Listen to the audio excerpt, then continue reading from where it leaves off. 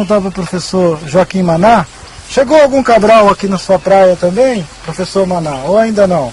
Não, acho que não chegou o próprio cabral, mas chegou os empregados, né, que começaram a fazer essa matança.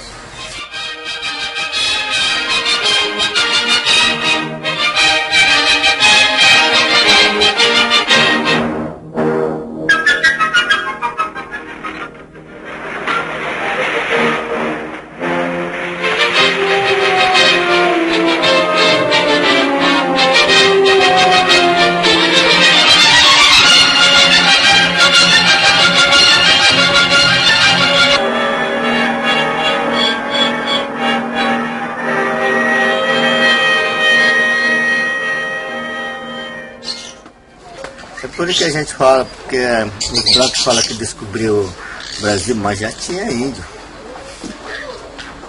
Fica mentindo, fica falando, descobriu o Brasil, mas não descobriu não, porque já tinha Yanomami, já tinha Macuxi, já tinha outra tribo.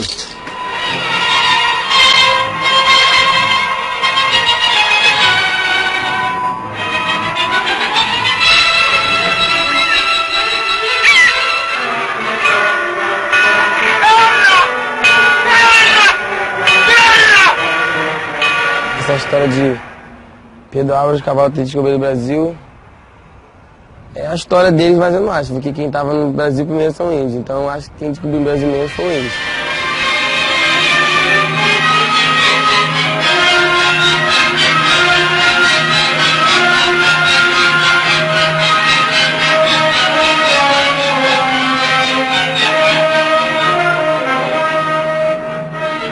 Não foi o Pedro lá que descobriu pra mim não foi.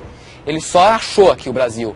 Porque quem descobriu, na realidade, foram os índios, esse país aqui. Eles exploraram o Brasil inteiro.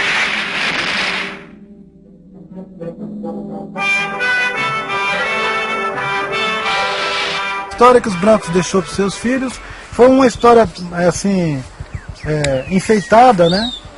Chegaram na praia de canoa, nosso pessoal deu caju para eles, deu muita fruta para eles na praia, todos ficaram amigos. Assim começou o Brasil. Pedro Álvares Cabral, através de um desvio de rota, chegou ao Brasil e tentou tomar, né, o Brasil dos índios. Teve guerras entre eles e tudo. Os índios também tiveram a guerra entre portugueses e os índios. Os índios não ganharam por causa de falta de poder. Os portugueses tinham arma de fogo, eles com arco e flecha, lança, não tiveram o poder. O professor Darcy Ribeiro disse que nós éramos uma população em torno de 5 milhões de habitantes no litoral do Brasil. 20, 30 anos depois que os brancos tinham chegado, essa população tinha caído para coisa de alguns milhares de indivíduos. E foi um encontro, foi brincadeira na praia, trocar só amizade. O índio foi exterminado. A gente acredita que foi exterminado mesmo. Foi guerra de ocupação, né? Foi uma guerra de entrar num outro país estrangeiro mesmo e ocupar ele. Os Pancararu, no sertão de Pernambuco, os poucos sobreviventes dessa nação, depois das guerras de extermínios, eles foram juntados em missões religiosas governadas pelos jesuítas. Mais tarde, já no final do século XIX, eles receberam também os escravos libertos que foram viver com eles para ensinar a eles ofícios que eles ainda não conheciam. E isso tudo promovido pelo governo. Era uma forma de acirrar, né, o processo de integração das nossas tribos com o resto dos outros povos que estavam chegando para cá para o Brasil. Viva os índios da beira do Pancararus! Viva nós todos que estamos aqui! Viva os índios caboclo brabo! Eita! E minha bisavó, que era cabocla braba, da Serra Negra, e veio para aqui em aldeia, quando soube que estava, soube que tinha essa aldeia aqui, ela veio plantar os índios. Veio plantar os índios aqui, e aqui se criou. Trouxeram negros, trouxeram branco aqui junto para trabalhar, para ensinar os índios, que eles ensinavam a língua, mas a mão de obra, eles trouxeram outras pessoas já qualificadas para ensinar os índios a trabalhar. Plantar cana-de-açúcar, ampliar a plantação de mandioca, que já existia, mandioca e milho, E com essas mudanças, com essas pessoas misturadas em nosso meio aqui dos índios, é que começou a interferência de sangue e de raça. Será bijaru que le la la que le kaka que lo badanda be que pachale danga o que kaka o bereto esse era o caboclo brabo no mato. Minha bisavó chegou, cantava, que era cabocla brava. Vocês viram como que os pancararus sofreram com a expansão do ciclo, né, econômico da cana-do-açúcar, que coincidiu com o assentamento deles nas missões religiosas em 1808, que veio até o século XX. Agora, no século XX, nós assistimos de novo uma frente de expansão agropecuária e madeireiras, ameaçando a existência dos caingangue e causando uma guerra que quase que custou a vida de todos eles. Existe um conflito histórico com relação ao caingangue. Quando em 1910 começou a pacificação do caingangue, uma das primeiras coisas que se instala é a construção de linhas de transmissão nos territórios com o intuito de nos separar, de separar os aldeamentos. Então, e a coisa é feita a bala, aldeias inteiras são exterminadas. Eu até me lembro de uma passagem do livro de um antropólogo que ele fala assim, no depoimento de um bugreiro, que eram contratados bugreiros para matar os índios. Então, para você provar que você matou, tantos índios você matou, você levava a orelha ou o escalco. Então, ele falava assim, que ele matou uma aldeia inteira, e no outro dia ele retornou à aldeia caingangue para ver se todo mundo estava morto. Ele falou, tinha um que estrebuchava, que ele virou os olhos, ele até parecia gente, né? Então, o preconceito era tão grande que nós éramos vistos como pessoas e sim como animais. E essa herança histórica, ela vem estrategicamente. O caingangue, que é um povo guerreiro, se acomodou. Houve um acomodamento até estratégico da parte. A gente perdeu os nossos territórios foram reduzidos. Então a gente se acomodou um pouco. A gente tinha que se acomodar para se fortalecer, para se resgatar, até para se unir de novo, até fisicamente, porque muitos foram dispersos. E agora, com o retomar da nossa história, com o retomar de uma série de coisas nossas, dos nossos rituais, a gente buscou na história essa necessidade da gente rever o que é nosso. Viu quanta coisa nova você já aprendeu sobre os índios no Brasil? Agora eu vou te convidar para ver o ponto de vista dos índios lá do Acre, sobre a história do Brasil mesmo, essa história que você está vendo junto comigo aí, contada por gente de várias regiões do país. Todo povo indígena tem a sua história.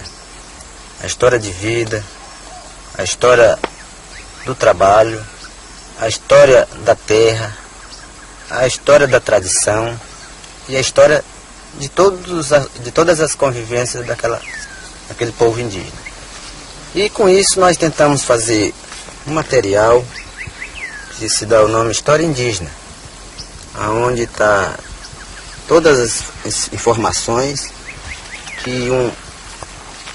como são a vida do povo indígena do Acre. Nós, os professores indígenas do Acre, elaboramos uma cartilha História do Povo Indígena em 4 períodos. Tempo da maloca, tempo da correria, tempo do cativeiro e tempo do direito. E no tempo da maloca, eu falo assim, era uma vida saudável, com muita fartura, com muita tradição. Então naquela época era mais sossegado os índios. Tempo da maloca. Eles iam caçar, né? Traziam muito alimento e era dificilmente também eles adoecer. Então a vida deles era mais tranquila e mais sadios também e fortes. A correria era uma frente que chegava atacando os índios, e os índios tinham por obrigação sair daquele lugar e sair fugindo. Isso que dá o nome da correria. E na época era muito difícil. Os velhos, para dormir, eles tinham que cavar um buraco para se deitar. Só atava a rede e ele se escondia debaixo da rede. fazia um buraco e se deitava lá. Isso com a intenção de que quando alguém atirasse na rede, ele sabia que alguém estava atacando. Matava os índios, os homens, e alguns escapavam, corriam na mata, eles pegavam a mulher à força, os brancos. Né? E ali, já, aquelas índias já pegavam a doença. As mulheres não tinham como ter tanto filho. Passou a ter várias doenças, acabou com vários povos. Morrendo cedo. Por que não podia ter tanto filho? Porque com 1 ou 2 filhos tinha como fugir, tinha como correr. Dessa correria passou a ter o nome do cativeiro, onde alguns contatos que o nosso povo indígena tiveram com vários patrões, com esses caucheiros, com os nordestinos, que vieram atrás do ciclo da borracha que estava acontecendo naquela época, né? Então passou a ter esse nome de cativeiro. O patrão obrigava o índio seringueiro, a profissão dele só para cortar, não para mais caçar nem pescar e nem passear. Ele botava no serviço, bateu o campo, e a vez que aquela pessoa que trabalha pouco, ele a vez só ele mesmo que tinha arma, né? Arma de fogo, terçado. A pessoa que trabalhava pouco, ele batia, às vezes matava, né? Ele tem um calendário para eles trabalhar, né? Durante 15 dias, ele tem uma pessoa que vai, numa colocação, vai ver as borrachas, a produção dos seringueiros, né? Vai pesando. Nossa produção, a gente nem sabia o peso da borracha. A gente, assim, na frente da gente mesmo, eles roubavam. Aí só trocava de mercadoria. Ainda dizia que a gente já estava devendo para ele. Precisa de fazer outras borrachas novamente. E o Felizardo Cisqueira foi uma das pessoas que começou a juntar vários povos indígenas para manter eles como cativeiro, como trabalho. Eles então criaram um mecanismo de querer marcar os próprios índios. Por exemplo, aqui tem uma imagem, um dos velhos que ainda foi marcado nesse contato e ainda é vivo lá na terra indígena do Jordão. São então, duas letrinhas. É um F e um C. Isso significa Felizardo Cisqueira. Então, esse é o nome do patrão dele? Isso, esse era o nome do patrão. Igual um dono. Igual um dono. É como se você marcasse os seus animais dizendo, esse é o meu animal. Pode ser identificado que foi eu que te amancei, essa palavra amancei. Ou por outros pode dizer, domestiquei. Um padre francês escreveu um texto dizendo que os índios eram mortos como se fossem animais, porque não eram batizados, não tinha nome em português.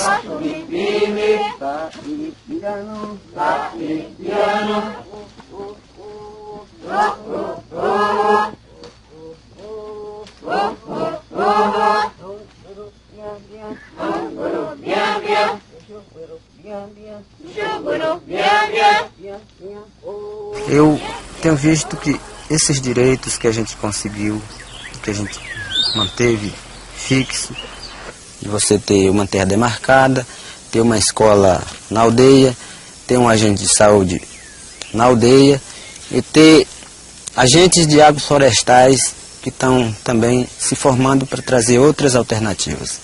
E não é só isso que resolve o nosso problema.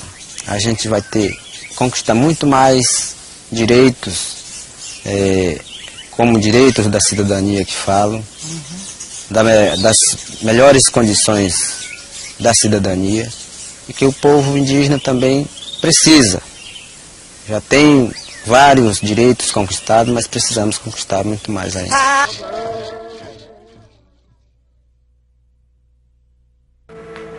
Rio de Janeiro é o ponto inicial de uma nova excursão pelos sertões bravios, a que o progresso e a civilização ainda não chegaram. O avião, reduzindo as distâncias, vai tornando cada vez menos penosa essa penetração no oeste selvagem. Avistamos as malocas dos índios mais bravios do Brasil. Estão localizadas num descampado. Em torno, a vegetação é rarefeita. Chegamos finalmente ao coração de um mundo inteiramente desconhecido, em estranho contraste com o tumulto do mundo civilizado. Localizado o aldeamento, será fácil atingi-lo por terra, desde que os índios consintam.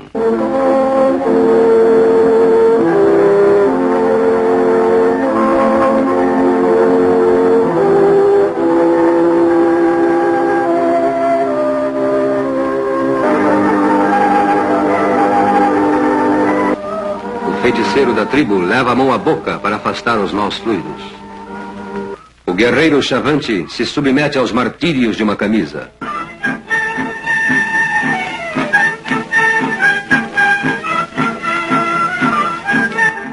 Mas que é isso? Um valente guerreiro como você, vestido de mulher.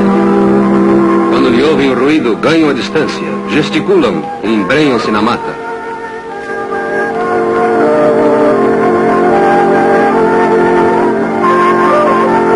Nossa presença se torna importuna e manda-nos embora sem a menor cerimônia.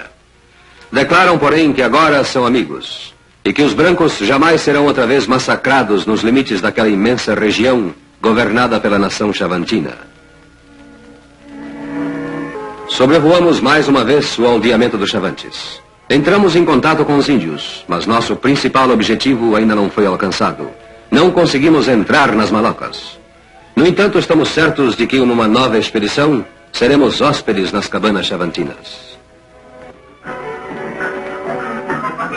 Eis-nos de regresso ao Rio de Janeiro, outra vez em contato com a civilização trepidante, no cenário em que os homens lutam sem arcos nem flechas, a batalha incessante do progresso.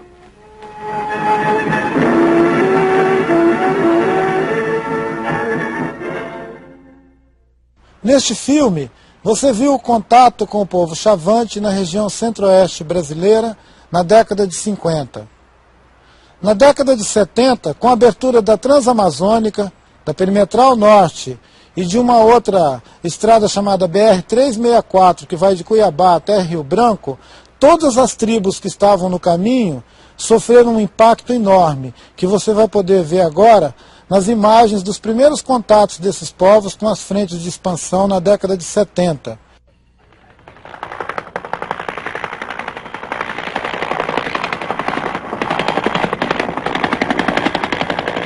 Em Rondônia, a abertura da BR-364 e a colonização de todo o estado teve um impacto direto sobre o Suruí e o Cinta Larga.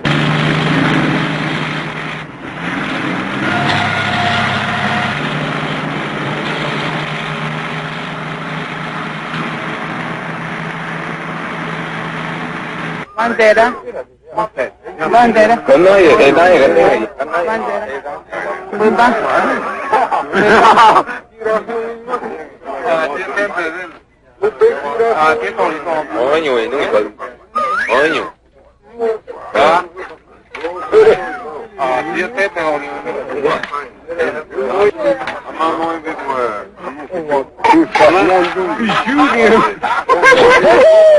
O contato com o Suruí foi motivado inicialmente pela abertura da estrada, mas depois ele se acirrou com a entrada de colonos e com a distribuição pelo INCRA de lotes em cima da terra desses índios. Esse primeiro contato foi tão desastroso que a população suruí, estimada inicialmente entre 800 e 1.000 indivíduos, foi reduzido a 280 pessoas em 10 anos.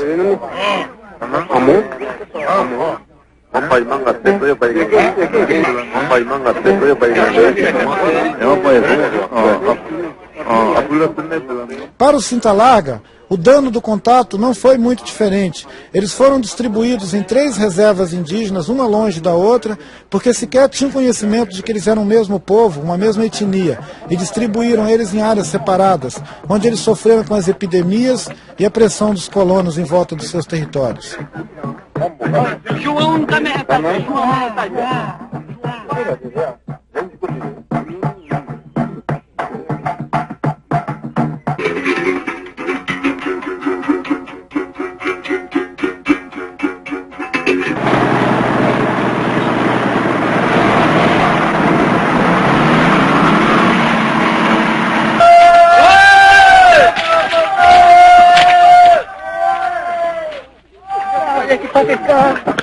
Era Aqui não tem vontade. Estou naquele. Por o mesmo. O pau vai depositar. O merda tá. O não tá pá. Só aquele.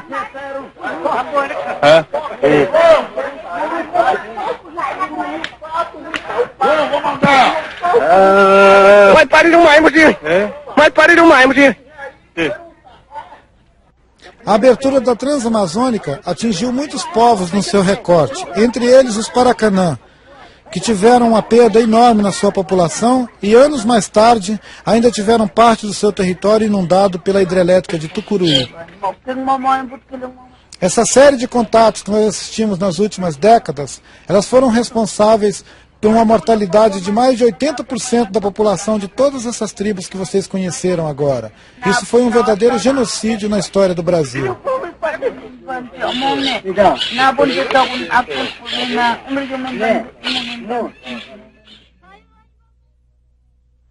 O povo Yanomami, que tem o seu território na fronteira da Amazônia brasileira com a Venezuela, eles estão numa lista da Anistia Internacional, da OEA e da ONU. Você sabe por quê? Porque eles ficaram ameaçados de extinção pelas sucessivas invasões que o seu povo e o seu território sofreram nos últimos anos. Todos nós, índios do Brasil, a gente pensa só esses pessoas são bons.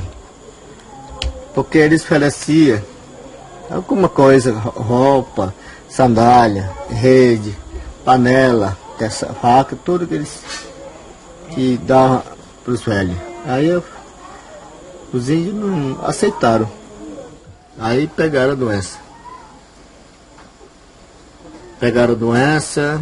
Aí depois começou a aparecer a doença. Começou a adoecer as crianças, mulher, moça, homem. Aí espalhou. Então depois o pessoal morreram, quase todo, né? Metade. Era 400 pessoas, uma maloca só. Grande. Mulher, criança. Esse pessoal que está aqui quase morreu tudo.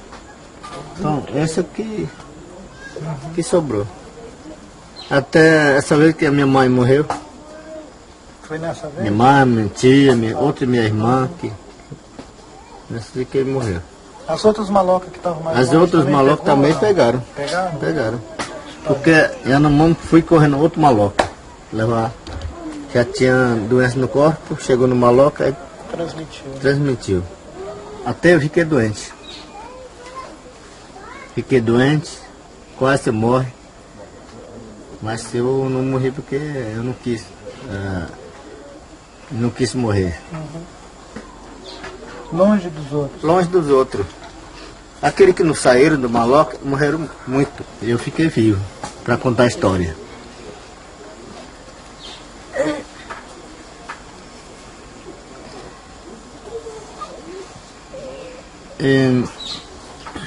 Passou o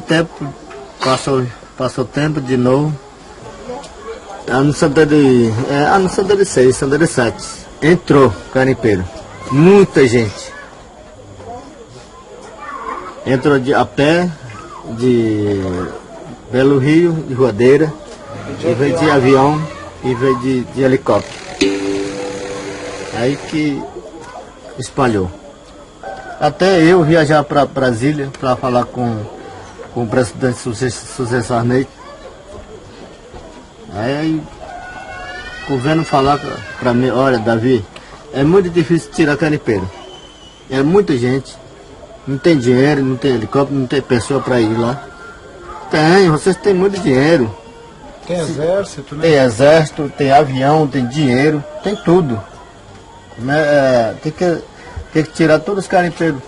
Porque eles estão matando, os garimpeiros estão matando meu parente. Também estão morrendo de doença. Eu saí do meu país e fui para os Estados Unidos. Falar com o secretário do meio ambiente, da ONU. Contei tudo lá para ele. Olha, você que é secretário do meio ambiente, você que domina o mundo inteiro, então eu quero que você manda tirar garimpeiro. meus parentes estão morrendo, já morreram muito. Eu não quero acabar com o meu povo. Eu quero meu parente vivo, como vocês têm. Vocês têm mulher, vocês têm criança, vocês têm família. Eu tenho direito também. Precisa meu povo. Aí falou, olha, nós vamos resolver. Nós vamos pedir com o presidente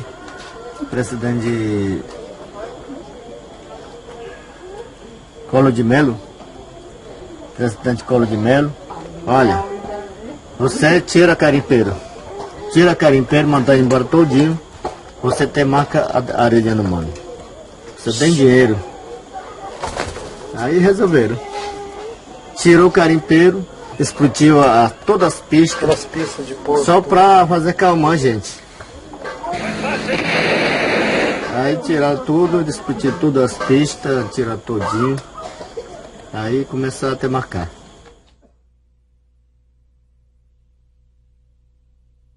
Você acredita que ainda existam índios isolados no Brasil, sem contato nenhum? Esse é o caso de pequenos grupos remanescentes que vivem no sul de Rondônia e que foram atropelados pelo progresso.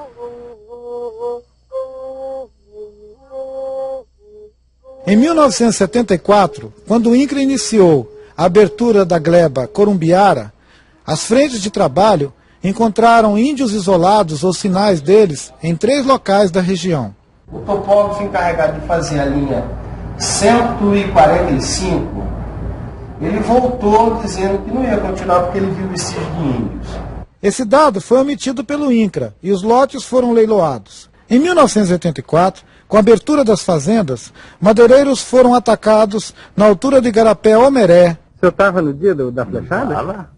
O senhor estava? O senhor estava no caminhão? Não. Ah, sim, no meu caminhão, né? Flecharam seu caminhão não, não só o não, dele, não. né? Só do quando dele. vimos aquela conversa da flechada, mas quem que pega eu?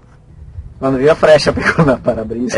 Em 1985, Marcelo dos Santos, chefiando uma equipe da FUNAI na região, denunciou evidências de um massacre contra os índios isolados numa das fazendas da gleba Corumbiara. Aqui foi achado as balas de 38.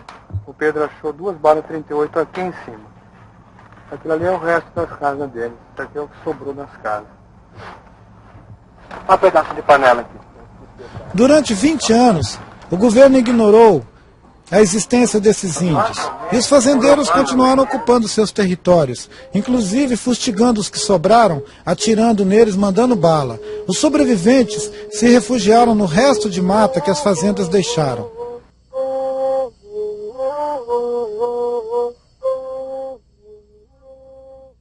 Dez anos mais tarde, em setembro de 95, a mesma equipe da FUNAI localiza os primeiros 2 índios canoê no Igarapé-Omeré.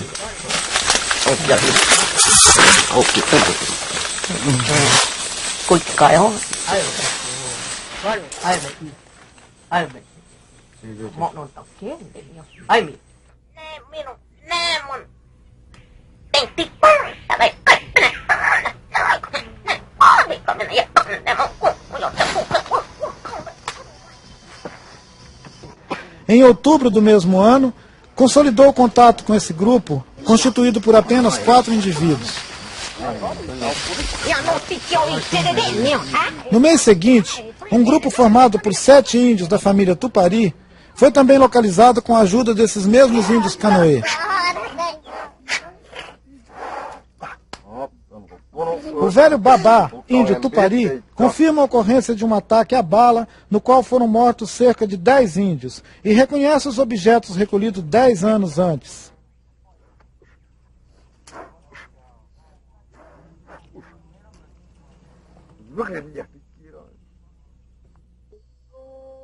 Em julho de 1997, madeireiros do sul de Rondônia comunicaram à FUNAI a descoberta de uma maloca indígena na gleba Corumbiara.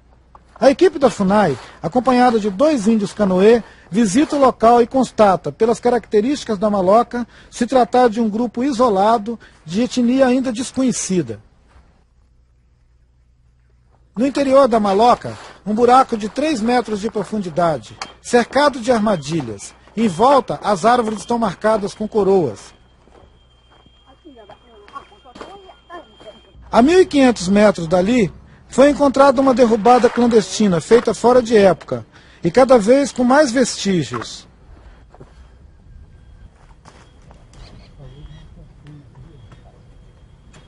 Com um trator de esteira, o fazendeiro tenta mascarar as evidências da presença indígena na área. Os mamoeiros estão aí, é. O único sobrevivente de uma tribo que foi totalmente dizimada, este homem foge da civilização, se esconde em palhoças improvisadas.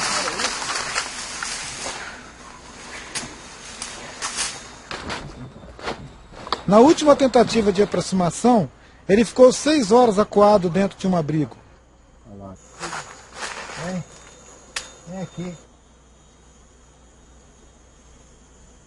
Mas ele rechaça com flechadas qualquer contato.